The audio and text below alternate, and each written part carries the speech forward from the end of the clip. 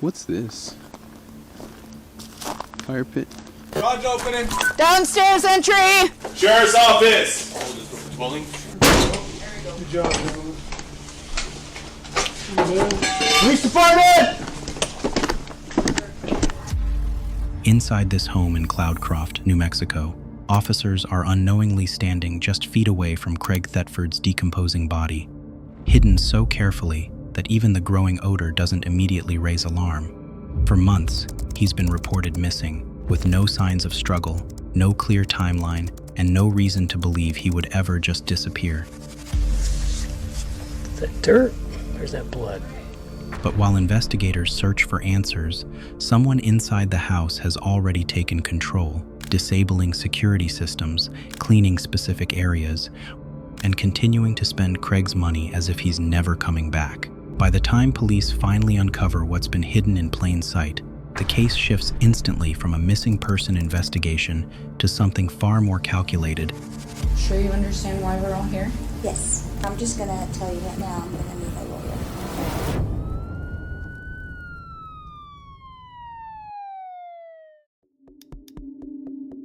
Officers are dispatched for a welfare check after concerns are raised about a 60-year-old man who has suddenly stopped all communication. Craig Thatford is known for a consistent routine. He keeps in touch with family, maintains regular habits, and has no history of disappearing without explanation. Communications on a recorded line. How can I help you? Who would I talk to have a wellness check done on an individual? That would be me. What's going on? His name is Craig Thatford. Everybody here in Texas has been trying to get a hold of Craig for nearly 2 months. Okay. We can't get a hold of his wife. We're really concerned about him because this is not like him. He always answers his phone or calls back. Even his family here hasn't been able to get a hold of him. Nobody can get a hold of him. When officers arrive, nothing immediately suggests urgency.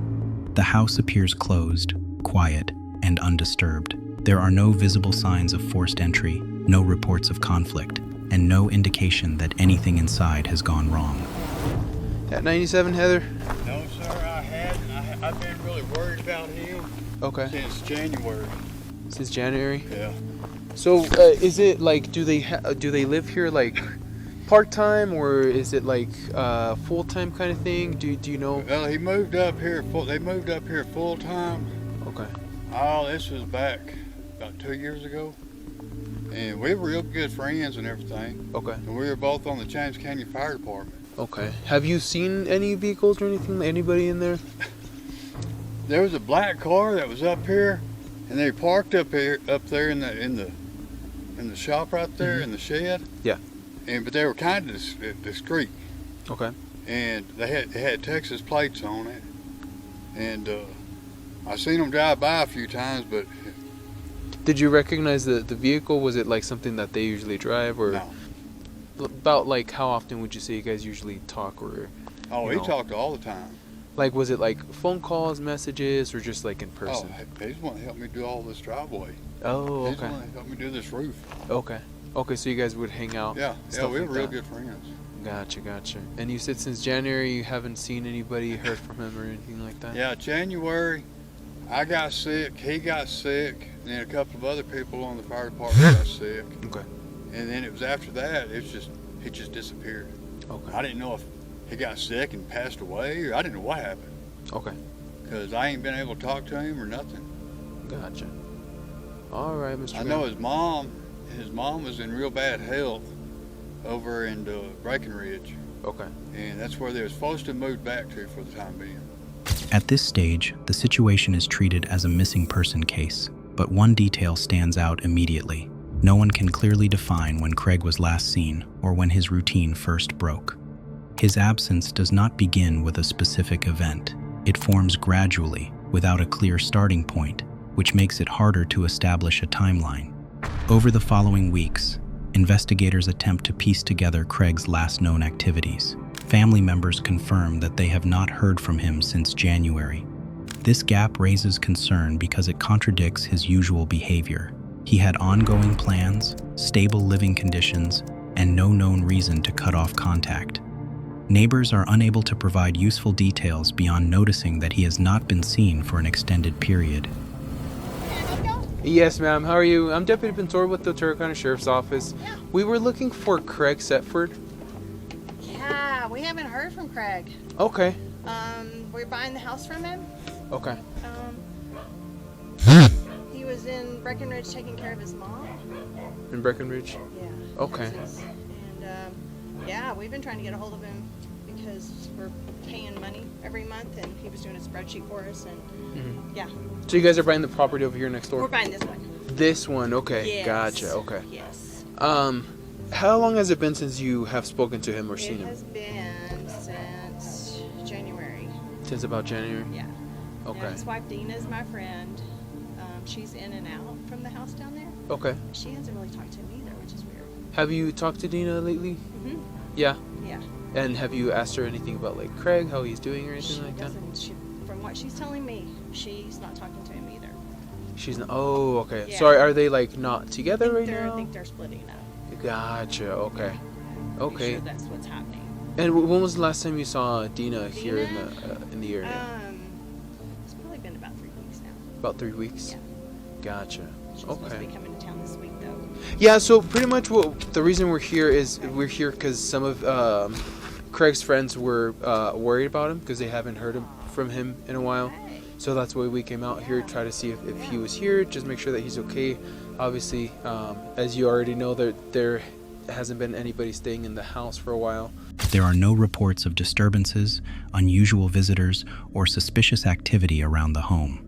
Without physical evidence or a defined timeline, the investigation remains limited to speculation. Officers revisit the property, but each visit ends the same way. The house remains closed, and nothing directly points to a crime. Tuesday, June 17th, 2025, marks a turning point. After more than a month of uncertainty, officers gain access to the home. What initially appeared to be an ordinary residence begins to show controlled inconsistencies. Certain areas appear recently cleaned, while others remain untouched. Doesn't look like anyone's been here. I'm not seeing anything that's changed or moved. Same motion lights turning on like nobody's flipped any switches or changed anything. Yeah, I did. Well, I couldn't open it because it's latched closed, but I don't smell anything.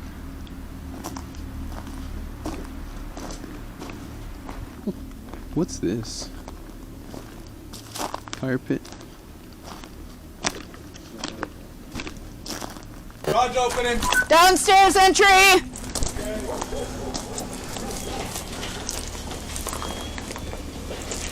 Through the garage! Clear up this way.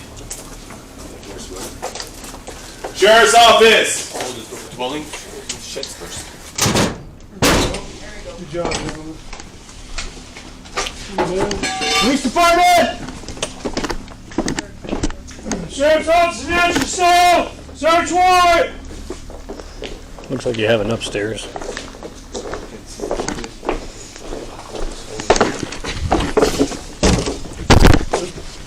Small room, got a door.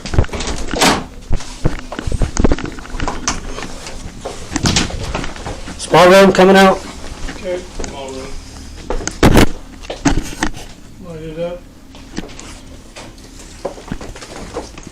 Small room.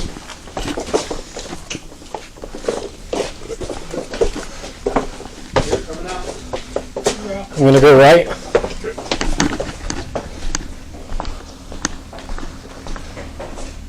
Clear. Clear.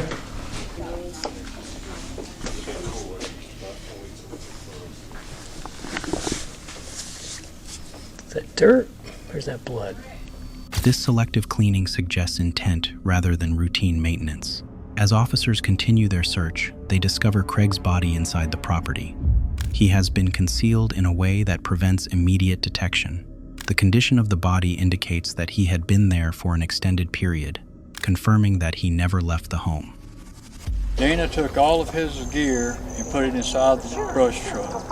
I drove the brush truck back to 16 Springs, and that's where we unloaded his gear at. Okay. It's not been touched. So since she's loaded it, it has been sat in the corner and not No, been. it's a locksmith. It's been sat in the corner and it hasn't been tampered with, touched since it's been put there. It's still. So what y'all have seen, y'all haven't noticed any like blood or anything like that on there? We didn't even open it. I didn't open it. So part of my job is as soon as he turned it in, which I knew was not right. There's reasons I knew that I was like, bull crap. He wouldn't have done this. Yeah. And then I just kept hoping, well, he's gonna come back. This is stupid. He's gonna come back. He's just gonna come back. And then when I realized he's not coming back, I told Roger that it's not been touched. I have not tampered with it. It has sat in the same spot since we picked it up. Nobody's unzipped it. Nobody's messed with it. Okay, you mean the barbecue grill? What y'all can do is unzip it. If you notice blood, don't just stop and then call Roger. And then I didn't even want to do that without y'all's presence. if you want us there, we can be there. I would prefer. Is it at the 16 Springs Fire Station? Yes. Just a moment. I would just prefer y'all Let me get to, to the Wi-Fi. just in case. There's probably nothing. But I would Safer than prefer. sorry. Yes, y'all to just when we pull stuff out, just in case there's something in there. Looks like that she used it to cover something up. The discovery changes the entire direction of the investigation. What was previously treated as a missing person case is now a confirmed homicide. The method of concealment is precise. The body is wrapped and hidden in a manner that requires time, planning, and access to the home. This is not consistent with a sudden or impulsive act. It reflects a sequence of deliberate decisions carried out after Craig's death. The fact that the body remained undiscovered for weeks indicates that the environment was actively managed to avoid detection. As investigators process the scene, additional details emerge. Specific areas of the home show signs of targeted cleaning. This is not general upkeep, but focused removal of potential evidence. The security system within the house has been disabled. This eliminates any possibility of recorded footage that could show movements or events inside the home during the critical time frame. Shortly after the discovery, investigators receive a call from an individual connected to the family. This caller provides specific information about events that occurred after Craig stopped communicating. Come here, this is Jody. Hi, Jody. This is Detective Curtis from the Otero County Sheriff's Office. Oh, hi. Yes. I spoke to my cousin. So anyway, my cousin has some information regarding a missing persons out there, and I believe they've talked to you about it already. So I don't have any additional information, but I just had wanted to make sure that y'all had gotten the information. Okay, who is your cousin? My cousin is, but it was his wife. Her name's Leslie, and it was regarding her mother, Deanna Thatford, about Craig Thatford. Okay. Hi, is this Miss... It is. Hi, this is Detective Curtis with the Otero County Sheriff's Office in New Mexico. How are you? I'm good. How are you? Good. You work for Lone Star Realty, correct? Yes, ma'am. Okay. I was wondering if maybe you could help me out with answering some questions on a property that you had sold in February, if you have a second. Yes.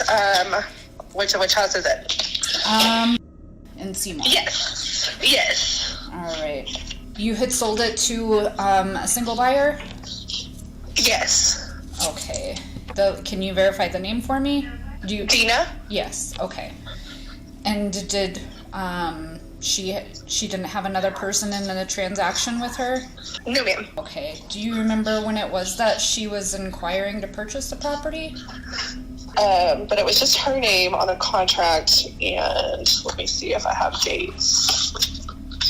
Okay, I know she closed the first week of February. I want to say she closed like the 4th. And I think it all happened within like a week. Okay. So she had found the property and closed within a week about? Yes, I would say we saw some houses, and then within 2 weeks, everything was kind of closed and done with. This information introduces a new perspective.